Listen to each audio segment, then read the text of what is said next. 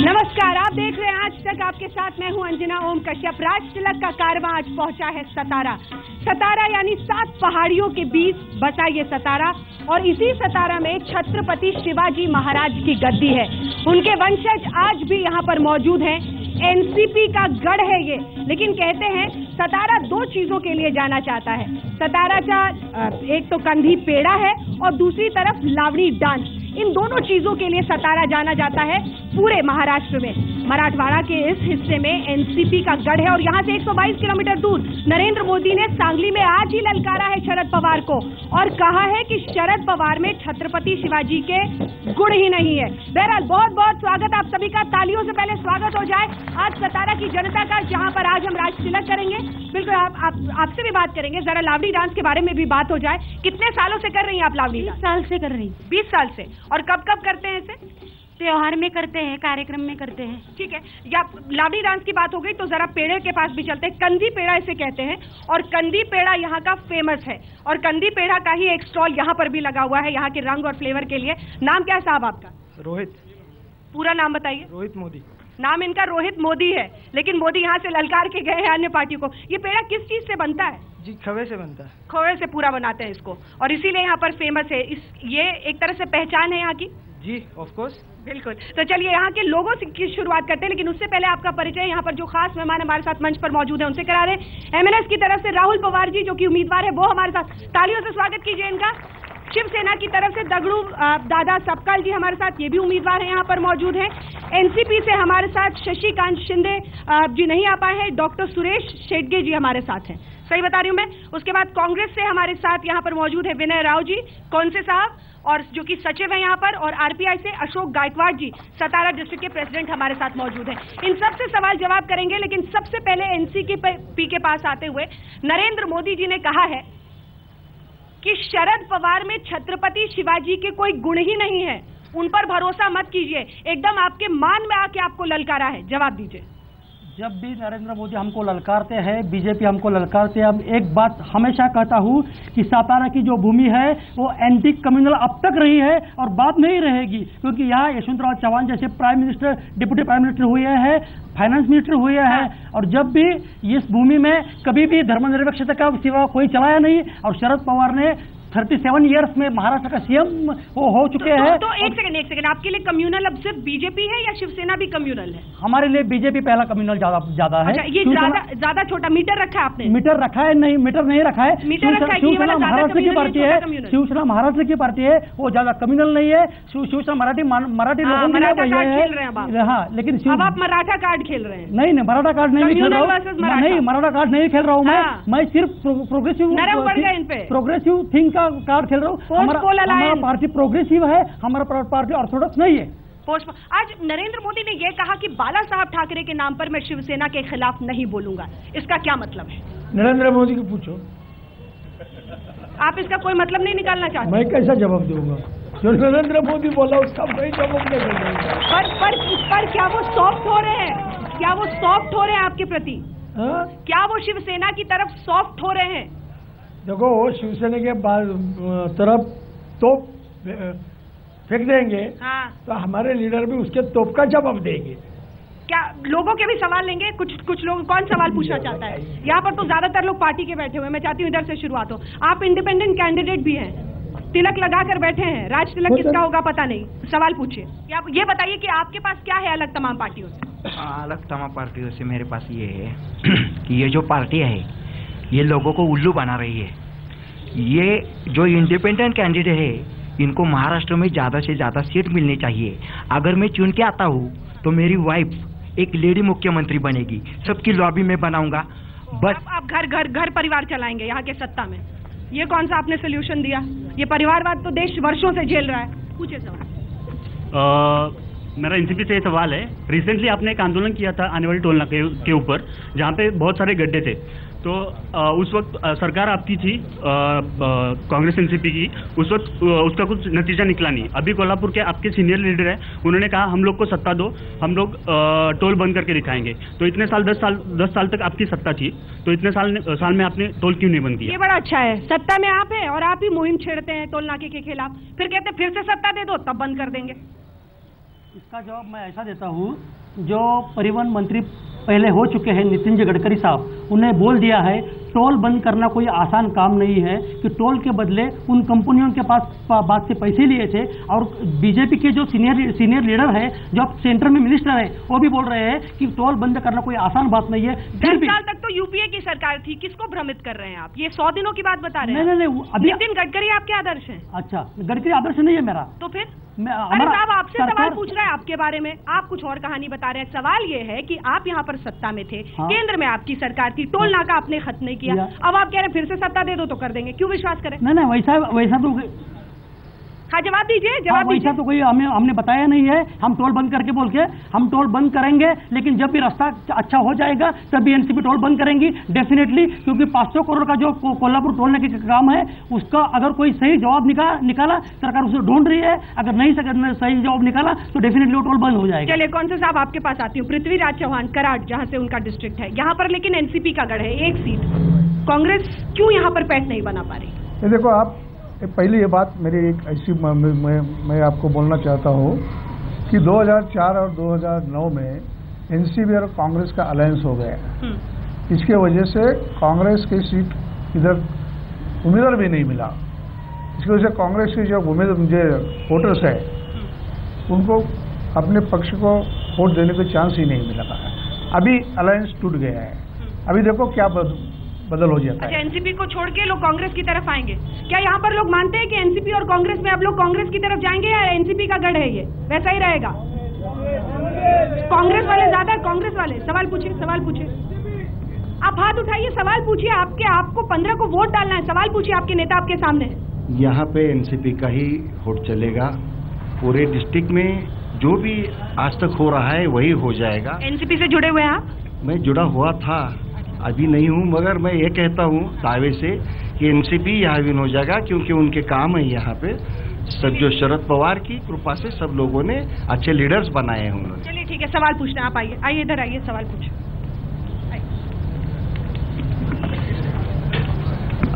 Politics जाने दीजिए, development के बारे में मुझे पूछना है कि एनसीपी से कि कास्ट पठार के लिए आपके पास कौन सा ठोस विजन है? अभी तक मुझे कुछ उसमें डेवलपमेंट नहीं नजर आ रही, आपके पास उसके लिए कौन सा ठोस विजन है?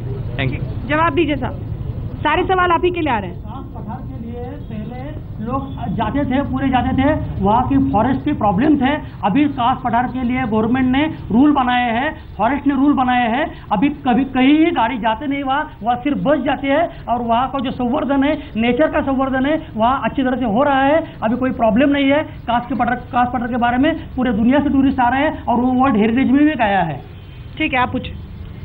मुख्यमंत्री चौहान ने कहा था कि अब सातारा में लोड शेडिंग नहीं होगा, तो अभी तो लोड शेडिंग चालू हो गया है, महीना हो गया है, उसके हिसाब से क्या आपका? कोयना डैम यहीं पर है जिससे बिजली सबको मिलती है, यहाँ पर लोड शेडिंग, जवाब दीजिए। ये लोड शेडिंग का प्रॉब्लम जो है, वो लोड शेडिंग जो जिसका जनरेशन सेट जो रहता है, इधर जनरेट होती है, और जनरेट जो करने का जो अपने पास जो कुछ ये उद्योग है, इंडस्ट्री है, वो इंडस्ट्री कम है। और दिन ब दिन जो एग्रीकल्चर का जो डिमांड रहती है वो बढ़ गई है, जो उद्योग धंधे की जो डिमांड है वो बढ़ गई है। उसकी जितना उत्पादन होना चाहिए उतना हो। ये तो आप बता रहे हैं क्या होना चाहिए, ये किसको नहीं पता है यहाँ पर? नहीं होना, ये तो जितने लोग सबको पता है ना, डिमांड ज्यादा है, तो आपको ये तो आप पर जिम्मेदारी थी कि इतने वर्षों में आपने क्या किया, ये सवाल था सर आपसे। नहीं, बराबर है, वो तो सरकार के प्रयत्न चालू है ना, हो जाएगा। तो लोड शेडिंग ऐसी चलती रहेगी, आपके पास कोई समाधान नहीं है? लोड शेडिंग तो अभी इतना ज्यादा नहीं है, जो लोग बोलते हैं इतना लोड शेडिंग नहीं है। आरपीआई के लिए क्या किसी के पास सवाल नहीं है? जितना 12 घंटे तक था वो कम हो गया है। अभी सातारा जिला जो है वो झोपड़पट्टी मुक्त कब होगा? और जो काम चालू है वो भ्रष्टाचार करते हैं उस काम में, सब सीमेंट वालों, सब रेती जो रहती है वो माटी की रहती है, और सब काम क्वालिटी वाला नहीं, खाली पैसा बिल निकालते। तो वो मेरा सत्य वाले जो है उनको पूछना है। जवाब दीजिए। भ्रष्टाचार, उनका कहना है हर जगह भ्रष्टाचार। अभी सत्ते में तो एनसीपी भी थी, कांग्रेस भी थी। हाँ, तो दोनों से ही जवाब ले लेंगे। तो मैं ये बताता हूँ कि ये जो बात इन्होंने कही है वो पूरी गलत बात है। अभी टेंडर निकाले हैं, टेंडर इलेक्ट्रॉनिक टेंडर निकालते हैं, वहाँ किसी को टेंडर देते नहीं है और वो टेंडर से वो काम करते हैं, काम अच्छा हो रहा है। लेकिन अभी भी कुछ लोग मोदी के इफेक्ट में आ रहे हैं, इसलिए ऐसे क्वेश्चन कर रहे हैं। वो लहर सातर में तो डेफिनेटली चलने वाली नहीं है। सवाल करना मोदी इफेक्ट में आना है, आपसे सवाल करना मोदी इफेक्ट में आना है। सब कान नाक मुंह आंख बंद करके बैठ जाए तो सब अच्छे हैं, फिर सब शरद पवार के असर पे है। आपकी तो बोलती बंद हो जा रही है, पता नहीं बार बार। चलिए, आरपीआई के भी नेता हमारे साथ हैं। जनता के पास सवाल नहीं आपके लिए, लेकिन मैं पूछती हूँ, 5-10% में ही आप यहाँ पर सिमट कर रह जाते हैं हर बार, क्यों? क्या बोले आपने? 5-10% इन्फ्लुएंस में ही आप सिमट कर रह जाते हैं, क्यों यहाँ पर आरपीआई जो लेफ्ट पार्टीज है वो पैर नहीं जमा पाती हैं?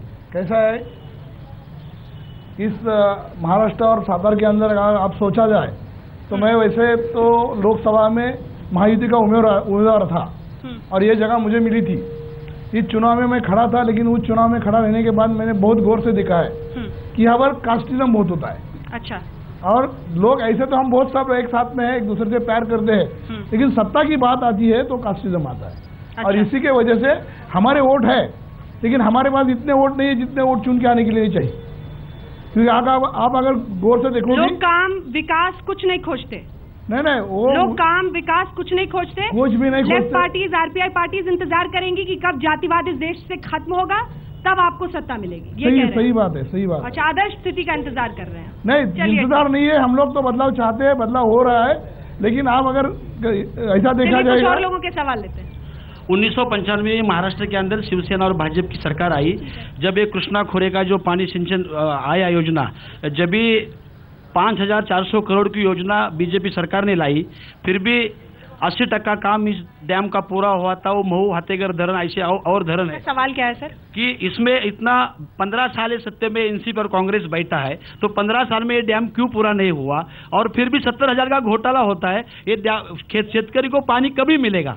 जवाब दीजिए। साल हो गया। नहीं, वो जो आप ये बोल रही है, इरिगेशन डिपार्टमेंट एनसीपी के पास है, आप उनके ही पूछिए। सारे डिफ्लेक्ट कर रहे हैं, जैसे बैटिंग करने का टाइम आता है उधर बॉल फेंक देते हैं। वैसे बता दें, शिवसेना से जुड़े हुए लोग हैं यहाँ पे। आइए, इधर आइए, इधर आ जाइए, इधर आइए।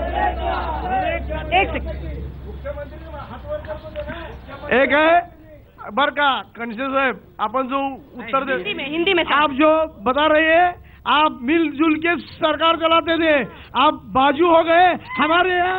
हमारे यहाँ सीएम था जो हमारे जिले का था, उसने कुछ नहीं किया क्या देखते थे? ऐसा मत करो। जो किया है आपने, जरा सोचो। ठहरो, पहले हमारा सवाल होने दो, बाद में मेरी बात सुनो। पहली 4 बरस हो गए, सीएम अभी आ गए हैं। आपके पास 99 से इरिगेशन डिपार्टमेंट है। चाहिए 4 बरस में कुछ नहीं होता। नहीं, 99 से आपके पास इरिगेशन डिपार्टमेंट है। आप क्या कर रहे थे? एक है 99 से आप हम तो फिर एनसीपी के साथ है। आप गलत मत बताओ। ये जो वो सच बोल रहा हूँ। सुनो 1-2 मिनट सुनो। जो किया है या भाजपा और सेना युति ने जो किया है, दोनों ने मिलकर किया है। आप दोनों के पास इरिगेशन है कि नहीं? बोलो। 1 मिनट सुनो। सीएम जो है आखिरी साइन सीएम करता है। कहाँ गया था आपका सीएम? फाइनेंस मिनिस्टर आपकी है। आपका सीएम कहाँ गया था? फाइनेंस मिनिस्टर आपकी है, इरिगेशन डिपार्टमेंट आपकी है। ये जवाबदारी आपकी है ना? अरे गलत है। आप सीएम है, नहीं तो क्यों इस्तीफा दे दिया? चिल्लाने से कोई सच नहीं होता। मत चिल्लाओ, नहीं होता। जल्दी से जवाब दो, जल्दी से। जो प्रोजेक्ट है नहीं, उनको मुख्यमंत्री से रिलेटेड जो सवाल है उस पर जवाब देने दीजिए।